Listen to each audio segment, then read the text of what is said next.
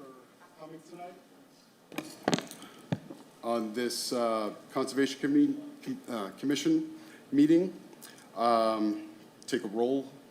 Smith Woodson. Here. Brian Auerbach. Here. Tobin. Joe. Here. And myself here. First off, if anyone would like, we're going to salute the flag.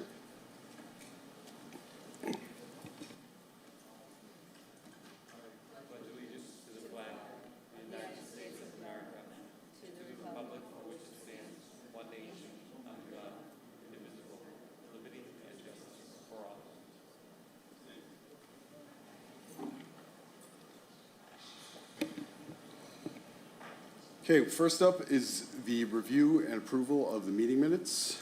Does anybody have anything to add? No? No. Can I get a motion? I'll make a motion. Second. All in favor? Aye. Minutes are approved. First up on the agenda is a request for extension, DEP file number 0610766. This is 548 580 Revere Beach Boulevard. Do we have someone here?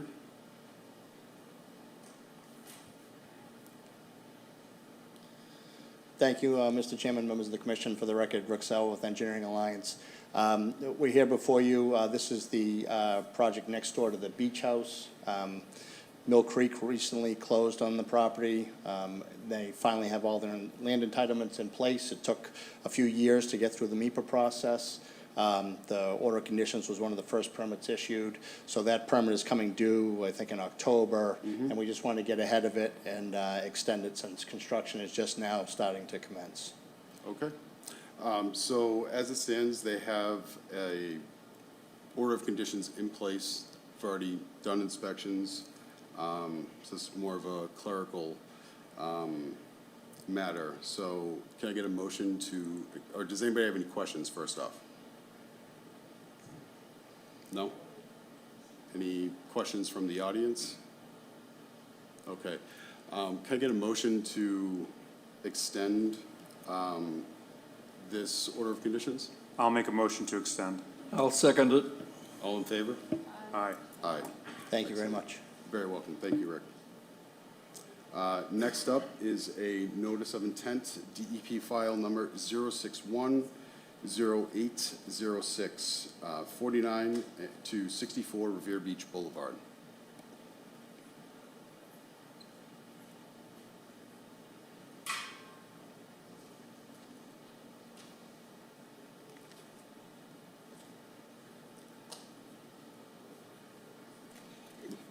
Good evening. Oh, sorry. Just want to open the hearing first before you start. Sorry. Go ahead. Good evening. My name is Katie Cruz. I work for Hancock Associates, which is the civil engineer for this project. I am representing Revere Residential LLC this evening. The project that we are talking about is a mixed-use development that'll be a combination of residential condos and retail space. It's located between Revere Beach Boulevard and Ocean Avenue and abuts a residential property to the south and Centennial Park to the north. The project consists of 2 levels of parking. The lower level will be accessed at grade from Ocean Avenue. The upper level will be accessed at grade from Revere Beach Boulevard. The project is coming to Conservation Commission because it's in land subject to coastal storm flowage. A portion of the site on the Ocean Avenue side is within the FLEMA AE zone with an associated elevation of 11. The lower level of the garage is the only portion of the building that will be in the flood zone. The retail space will be set at elevation 1175, and the entrance to the residential spaces is at elevation 15, but the lowest level of apartments is 1 story above that. Excuse me. The building will take up most of the site. associated site improvements will include improving and expanding the sidewalks along Ocean Avenue and Revere Beach Boulevard.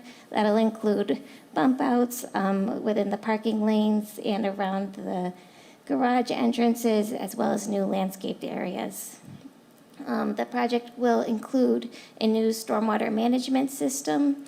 It will collect runoff from the roof area and will be located under the retail portion of the building, which does not have parking garage underneath it. The system will consist of a system of concrete chambers that will collect runoff and promote infiltration, and overflow from that system will drain to Ocean Avenue. There will also be new utility services going to the building off of the mains in Ocean Avenue, and per DPW request, will be replacing the water main along the frontage of the property in Ocean Avenue with a larger pipe size. So that's pretty much it for the project. Thank you. Do you have any questions? No, but I'm just, for my own clarification, because I was on the board when this came before, and one of the issues was that some of the drainage from the roof was going to go on to the boulevard side. And as I understand, you're telling us that everything is going to Ocean Ave, is that correct? That's correct, yep. It'll connect to the municipal drainage system that's in Ocean Avenue, but the system is designed to meet the Massachusetts stormwater standards for recharge and peak rates of runoff. How big are you said there's an overflow container also? I'll turn this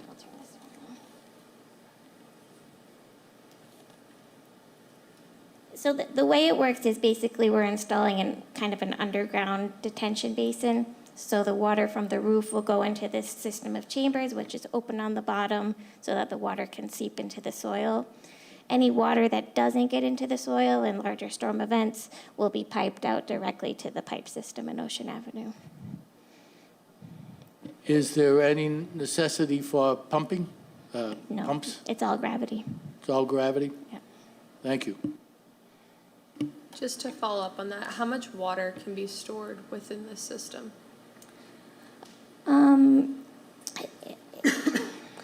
So it's enough so that the rates of runoff leaving the site will be less than in the existing condition. And also, I believe this site is mapped as A soils, so we'll be meeting the recharge requirements. So there's dead storage in the system equal to, I think, 0.65 inches over the roof area. Thank you. Anything else? Okay. Any questions from the audience? Okay. Because this is land subject to coastal storm flowage, there is no standard that we can impose upon it. So I would call for a motion to approve the notice of intent. I'll make a motion to approve. I'll second that. All in favor? Aye. Aye. Excellent. Thank you very much. Okay, next up is a notice of intent, DEP file number 0610807, 320 Charger Street. Before we get to the presentation, Councilor Serino has asked me to read a letter into record at this time. Dear honorable members of the Commission, of the Conservation Commission, my apologies for not being in attendance at your meeting of September 6th due to a scheduling conflict. Where I cannot be physically present, I wanted to write a letter which I am hoping can be read into record for clarification or edification of residents who are in attendance. I write in opposition to the application of R&S Realty Trust to construct a storage building and associated infrastructure at site work at 320 Charger Street. As the ward councilor for this area, I had no knowledge of this application until a resident of the neighborhood brought it to my attention after seeing the hearing notice in a local newspaper. I have not been contacted by anyone from R&S Realty Trust or their representatives, and I'm unaware of what this proposal entails. If this application is indeed for an additional storage facility on Charger Street beyond what has already been built circa 2018/2019, I would be totally opposed. Where the parcel is situated very close to the marsh, I would be interested to learn how this proposal would impact the wetlands which abut the property and any impacts will be and how these impacts will be mitigated. Additionally, I would have concerns about additional traffic going to and from the end of Charger Street toward and from Squire Road. Thank you for your consideration of this letter, and I respectfully ask that you consider my points. Sincerely. Could state your Thank name you for the again, record. Mr. Chairman, members of the commission, for the record, Rick Salvo with Engineering Alliance, office at 194 Central Street. Just in response to that letter, I did talk to Councilor Sereno. We had a good conversation. I think now he's aware of what this particular project entails. A few members of the commission were here back in 2017 when we originally permitted this project. This is the 5-story storage facility that was constructed on the end of Charger Street around 2018. So we came before this board in 2017 under DEP file number 061-0702 to permit the 5-story drive-through storage facility. And as part of that, a 3,900 square foot building that had garage bays in it. That was all part of the same project. During that time frame, the 5-story building was constructed. However, the 3,900 square foot building was not constructed. The applicant at that time had the building under agreement and chose not to build the second building. The sale fell through, but as part of the sale, we went and applied for a certificate of compliance. This is the as-built plan. This is the 5-story building that was built. This area here was all prepped for the 3,900 square foot building, yet the 3,900 square foot building was never done. Since we received a certificate of compliance, that order of conditions was completed, so the applicant doesn't have the ability just to go and build this building. So this isn't a new storage facility. This is sort of just the second phase of the originally approved project that was never built.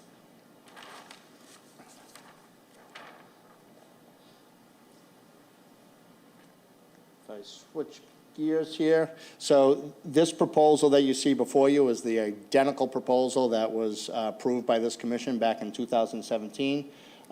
It's a single-story, 3,900 square foot building. It is located within a portion of it within the 100-year floodplain, which is elevation 9.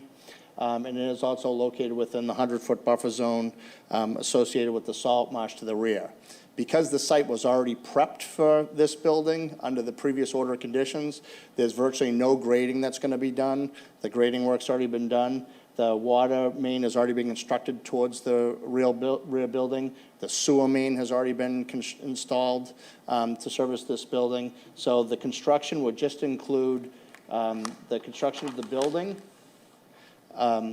a subsurface infiltration facility, which is the same facility that was designed as part of the overall stormwater management system that would infiltrate the runoff from this entire roof, all of which is pitched to the front to this facility. It's comprised of 2 rows of 5 Cultec 330XL chambers with a capacity of about 1,100 cubic feet. And then there's some incidental paving that'll be done. Again, no real changing in topography around the building as the site's already been prepped. We also submitted a erosion control plan. We had a site visit Saturday before last. It was requested of the chairman that we kind of increase the operation and maintenance plans, as has been sort of the policy of this new commission. He felt that the one that was prepared in 2017 wasn't as robust as the ones that we've been using more recently, so we prepared a construction phase operation and maintenance plan and a long-term operation and maintenance plan, like I said, that is more consistent with the projects that this commission's been reviewing. We did submit that for your review, and we also certified that the drainage calculations that were done in 2017 were done under the same regulations that exist today, so they're applicable to this project. And this project has been designed in full compliance with the Massachusetts stormwater regulations under the regulations to the Wetlands Protection Act. So I guess with that, I'll turn it back to the commission for any questions or comments you might have. The only thing I would say is just be reminded that when you guys finally fill in your write-up from the professional engineers about the stormwater retention, just because we're not going to be able to see it once it gets built. Yep, no problem, and I'm sure the engineering department will require that as well, so Yes. we're happy to do that. Absolutely. Anything else? Yeah, I have a few questions. Absolutely. Rick, I seem to recall at one point there was some talk about parking automobiles in this area, No, that's, leasing the space. no, that's the lot further down the street, not this property. Okay, second question. Now, this is for the general public to have storage? Correct. And is there any restriction about hazardous materials? I'm concerned whether there would be, Yeah, no, somebody would have oil or Yeah, I mean- volatile chemicals or anything like that. So these are all operated by national chains because they use the chains for their outreach and their branding and that sort of thing. I think this one is a Life Storage, if I Yeah, remember something, correctly. it's either life or public storage. I can't remember the one, but yes. At any rate, yeah, their standard contracts prohibit all that sort of thing. These bays are gonna be meant for someone that has an automobile that they might drive during the summertime that they don't use in the winter months, and they'd wanna store it for the winter, a motorcycle, a smaller boat, something like that. They found that these bays those uses in these bays are a very popular item in the storage world.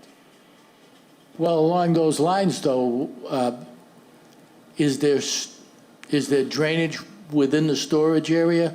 Like a garage might have a drain that goes someplace? Great question, yes. These garages have floor drains in them with gas traps that discharge in the sewer in accordance with the state plumbing code. So they take into account the possibility of oil leaking or something like that? That's correct, yeah, and there's a gas trap that'll be installed as part of that, just to make sure that effluent doesn't get anywhere it's not supposed to go. Okay, thank you. How many units will you construct on the 3,900 square feet? 5. Okay, so it's not a huge, okay. All right, just with double, because I saw, looking at it, it didn't look like it was that big. I Yeah. mean, the main part of the storage facility was Already the big built, 5-story yeah. building. This was an accessory piece that was always intended to be permitted with it, just, it didn't get built at the time that the 5-story piece did. Sure, thank you. Oh, go ahead. Sorry. No problem. Was this area, a area of critical environmental concern back in 2017 when you guys first applied? Yes. Okay, just wanted to clarify that, thank you. Anything else? And then, just to remind some of the commissioners that were not able to attend, they do plan on making a 10-foot greenway behind the building, which they would maintain, and all of the surfaces surrounding the building would be permeable. So it would be, remind me what you were discussing for the driveway that comes up to the front. Yeah, the driveway's all asphalt that's around here. There's a subsurface drainage facility and already hooded catch basins that drain to water quality inlets that go to subsurface systems are already installed, so it's No, I already was talking planned for. directly around the building when you do the new construction. We had discussed permeable surfaces all the way around, pretty much aside from the asphalt that's already existing. Yeah, everything around it would be just landscaped pervious. Okay, thank you. Anything else? All right. At this time, I'd like to open up to the audience. If you guys have any questions? No? Okay. Because this is also a case of land subject to coastal storm flowage, there's no real standard, but you are doing your due diligence to trap and capture all of the water that is going to be falling on this site from stormwater. And I would like to call for a motion to approve this notice of intent. Before we do that, I need to open the hearing officially. I apologize about that. Now we can do a motion. I apologize, sir. I'll make a motion. I'll second it. All in favor? Aye. Aye. Thank you very much. Thank you. Rick. I appreciate you. All right, that's out. Next up is request for determination of applicability, 23 Blake Street. Joshua Recycling. This is an above-grade demolition of a property that received or was subject to fire damage. Thank you. State your name. Robert Cordes, Level Builders. Thank you for seeing us. We're Oh, yeah, right into the mic. Yeah, there you go. trying to demo fire burned property, two-family, 23 Blake Street. We've gone through erosion control, everything that was submitted for negative determination, the plan, quest for determination, certificates, SILSOC, and proper great erosion control necessary. I think the biggest issue was about the negative determination that none of the soil will be shifted for the coastal storm flowage. Yep, also the foundation would be in place? None of- Yes, none totally of- in place. None of the, yes, none of the Will be disrupted. will be disrupted. The shed in the back, I saw was not a part of, it was just resting on the asphalt. Yeah. I noticed, so are you gonna be taking that down as well? That's Yeah, one that question I goes, have. it actually infringes on the variances, so we're losing that Okay, because it infringes. yeah, yeah, no, absolutely. Because you won't be doing any dredging, moving of soil, or changing the topography in any way, shape, or form, I would call for a negative determination of applicable. I don't think they need to go the next step, so I think we should approve the RDA. So I'd like to get a motion to approve the request for determination. I'll make a motion to approve. Second? Second. All in favor? Aye. Aye. Aye. Thank you very Thank much. you very much. We'll be in touch. Thank you. Okay. Last up is an ANRAD for Gibson Park. Do we have a file, DEP file for this one, do you know? I can't get it. I'm not sure if you've received a DEP file number for this one. As of earlier today, we had not. Okay. So I'm going to open the hearing for this, but we're going to have to continue this for another time, but we'll get it going.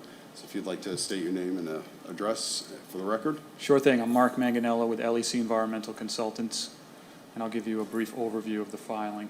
Appreciate that. Yep. So this is an ANRAD filed on behalf of the city to confirm wetland resource areas at Gibson Park, 29 Thayer Ave, and the Mills Road, Mills Ave right of way. I'm sure you are all familiar with the plans to improve the facilities at Gibson Park and 29 Thayer Ave. This filing's an effort to confirm wetland boundaries ahead of permitting for that project. We're not here to talk about that project, but there is a connection. That project hasn't gone into permitting yet. This is again, an effort just to get the wetland boundaries set before we go into permitting. The site sits on the west side of the Point of Pines Peninsula, as I'm sure you're all aware. This peninsula is identified as a barrier beach by the state. The site extends along the shoreline of the Pines River, the west side of the peninsula. The Pines River is a tidal perennial stream. Gibson Park has recreational fields, courts, playground, parking area. 29 Thayer Ave is an abandoned boatyard property. There's former boat storage, which is kind of like a gravel surface there, and a building on that property as well. And Mills Ave extends southwest from 29 Thayer Ave along the shoreline of the river. The wetland resource areas are many out there. There's an isolated vegetated wetland on the Gibson Park property. There's salt marsh on the Gibson Park property primarily. There's coastal beach on all three of these properties, sort of extending along the shoreline. Coastal dune, because the landform is a barrier beach, anything that's not a vegetated wetland, a coastal beach, is considered coastal dune. So even the developed portions of the property are considered coastal dune. There's a 200-foot riverfront area associated with Pines River, and almost the entire site is within the coastal floodplain, which is land subject to coastal storm flowage. So those are the resource areas. They've been field delineated where appropriate. Some of them are determined based on survey data, but they're all depicted on the plans we submitted with the ANRAD application. I believe there was some dialogue with the chairman, who I know is not here tonight, and he suggested an on-site meeting to walk and look at the site, look at the resource area boundaries. So we're certainly open to that, and would look forward to that opportunity to show everyone the site and the resource area boundaries. That's, it would definitely have to happen a little bit later in September, but I would definitely say we would all want to have a good look at the delineation. It's definitely been an extensive project, to say the least. Yes. And a lot of things to overcome because of that. But I would definitely be open to that, and as I'm sure many other members of the commission will be. Okay.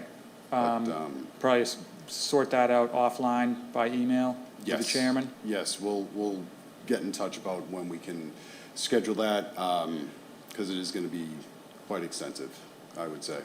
Yep. All set.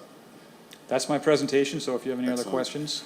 I don't have any questions at this time. So the commission would absolutely want to take a look at the property and everything around it, obviously, with the extent of what you have planned. One question that I definitely do have is, as this is getting delayed and it's taken so long, do you have any idea of when you think that this could potentially be completed? I don't, unfortunately, I don't. I know the permitting process is going to be long.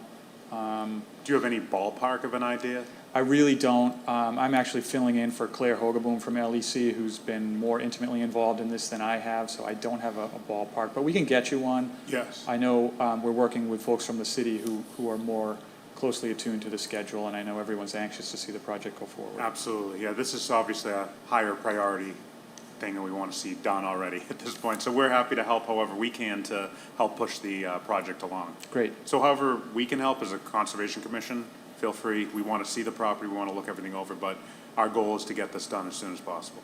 Excellent. Thank you. Joe? Thank you, Mr. Chair. So, were you present when we walked that site? I already did a tour of that. No, were you there was that for the MIPA on-site? Yeah. Yes, I wasn't there, Claire was there from my And office. if I'm not mistaken, there was some dialogue with somebody from CZM about jurisdiction or Yes, there wetland seemed to be a boundaries. little bit of, Disagreement? yes. Yes. Could you clarify that, please? So they were questioning our characterization of some resource areas out there as freshwater bordering vegetated wetlands. It's a Phragmites patch. You're all familiar with Phragmites, I'm sure. So it gets dicey as to how to classify Phragmites. It can be considered salt marsh, but it also can grow in a freshwater environment. We thought that based on where the highest high tide elevation was, that it should be classified as bordering vegetated wetland, that there must be some kind of a freshwater, like a lens of groundwater that influences the Phragmites colony there along the shoreline. But in thinking it through a little bit more, we figured out a way to sort of classify it, I think, the way CZM would like to see it classified, and we don't think it's going to affect the project significantly. So we're just trying to move on from that. And I would assume that you should mention that for the record, this also entailed some protective barrier work for the Riverside area. The project itself? Yes. Yes, there is some, again, we're not here to talk about the project details, it's just resource area boundaries. The whole project will come before you all with a notice of intent when the time comes. And my colleague really asked the wrong question, not when you're going to get done, but what's a starting date for this project? I don't know that answer either, unfortunately. But we can, when we have the on-site, I'll have some more information for you. Sounds good. We'll probably be reaching out for a site visit on the 23rd or the 30th of 23rd or September. 30th? Yeah, we'll try to have something set up on those dates. Probably get this on the next meeting, the October meeting. Get this sorted out. We'll Okay, probably you have an early October meeting? Yeah, we'll probably have we'll probably have the DEP file number by then as well. Oh, yeah. I hope so. Fingers crossed. All right, so I can't close this out or vote on it, but we're going to continue this till October. Any questions in the audience? If you could. Anthony Pazziali, 51 Arcadia Street. I only bring this up because our ward counselor, Powers, can't be here, and I live in Ward 5. Why does the city want this figured out? You know, what's the determination? Are they planning on, is it just for the park, or are they planning on taking the land at the boathouse? And I guess what I'm asking is, are we building something here other than stuff that's going to be for recreation? I know you're not here to talk about the project, but I was just at a meeting and my neighbors are concerned about that. Yeah, so my understanding is it's a park reconstruction project as well as a coastal resiliency project to make the site more resilient to rising sea levels and coastal storm events. So it's a pretty significant, I would call it renovation of the park facilities, and which I believe includes a portion of 29 Thayer Ave, the boatyard property. Yep. Yeah, this is more for preparation for those efforts, more of a conservation effort and an effort to maintain and restore this park. So I think this will be a good thing for the city, in my opinion, personal opinion, excuse me. If that's all. Mr. Chair, may I also add, at that site inspection that I went to, the other thing that was mentioned is elevating the baseball field and also putting better drainage in there. Yes, and I believe the engineers have been looking into that. I don't know exactly what the resolution was, but they certainly took those comments to heart. Our team is still in the process with MIPA, so that's sort of a two-step protracted process. The on-site you went to was for the ENF, but there's an EIR, an environmental impact report, which is a larger submittal, which addresses, the purpose of it is to address those first comments that were received at that meeting and in writing after that meeting. And I also recall that there was movement of the tennis courts, I believe. I believe so. I don't recall the exact And the thing I configuration. was concerned is there's some well-grown trees in that area that I'm concerned about losing them, especially if they're going to just have replanted small growth trees. Okay, I will pass that on to the design team. Joe, they were planning on moving the tennis courts from that site visit, yeah.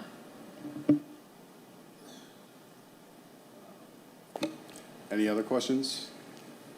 Please. Hi, I'm Lisa Peterson, 225 Mills Avenue. You brought up that there was a dialogue, and then he represented what he had to say. What's the other side of this argument? Is this the person that gets to say what this is, or is there another counterpart to this that wants to say what it is? Is there an argument going on? So this is a notice for resource delineation.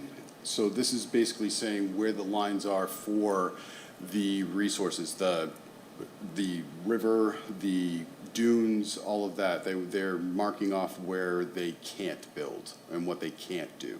So this is more of a case where they want to say we're going to stay out of this area and we can build on this side. So this is more of we've properly delineated the boundaries of our resources over here in this very sensitive area. So it's really not an argument per se. It's more of this is what we're doing, or this is where the boundaries are for us to renovate this park and make it good for the city. In the site It's more, visit, yes, thank you. It's Thank more of a clarification. Yeah, and I can expand on that a little bit about the Please. procedure. So the procedure with an ANRAD is my firm or a firm like mine delineates the wetland boundaries on the property. Their survey located, put on a plan. The plan is submitted with this application to the Conservation Commission as our professional opinion of where these boundaries are. It's the commission's job to decide whether or not those boundaries are accurate. They're the issuing authority who can approve wetland boundaries. And so we would be the opposition to his opinion of what this delineation would be, and if we felt as though that it would be too much to tackle, we could have a peer review, hire our own company to do the city's due diligence to make sure that what they have said is fact. I hope that answered your question. Please. Angela Swire, 15 Bateman Ave.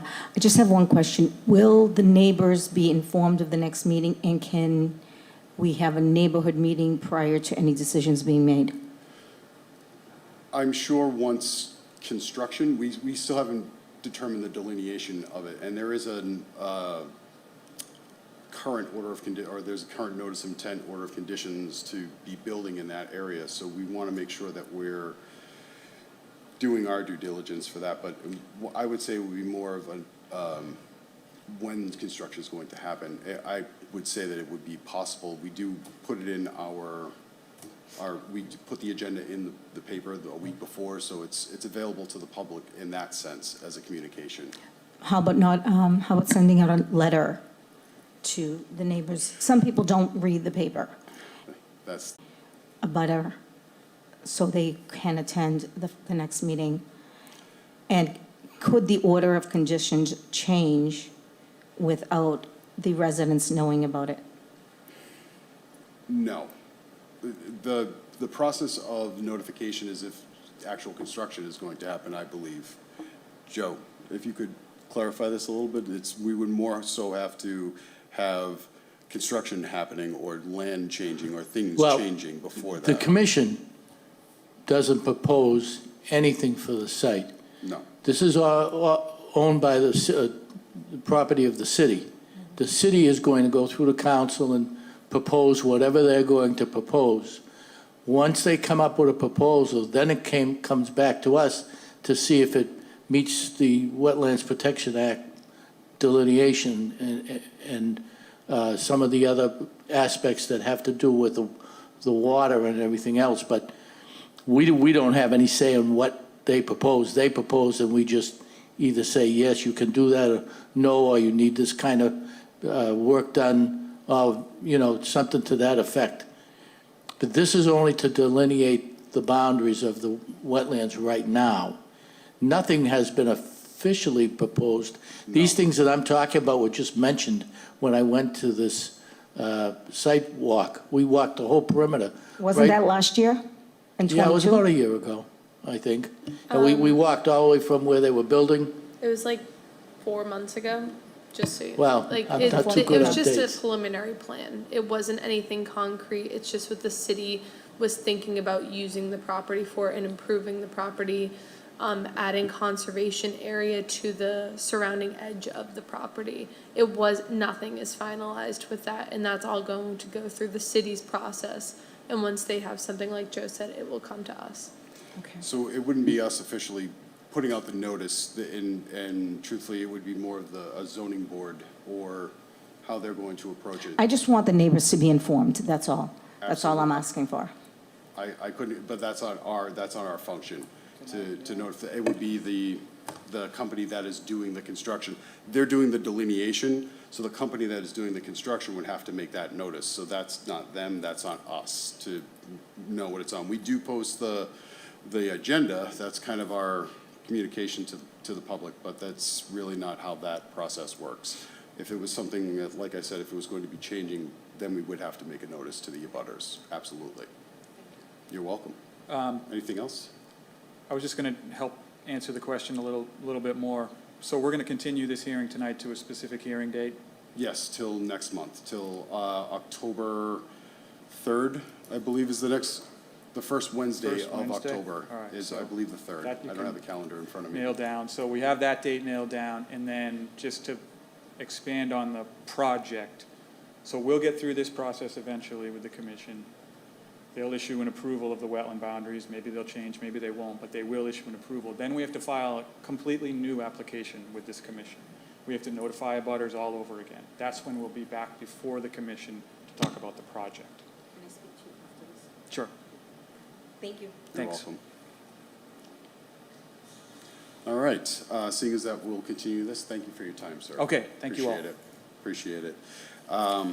Moving on, we don't have any enforcement this month. We did have some correspondence from the MWRA and EENF notification on July 31st of this year. We did have some site visits, 3 of them, 23 Blake Street of the demolition, 49 and 64 Revere Beach Boulevard, and 320 Charger Street.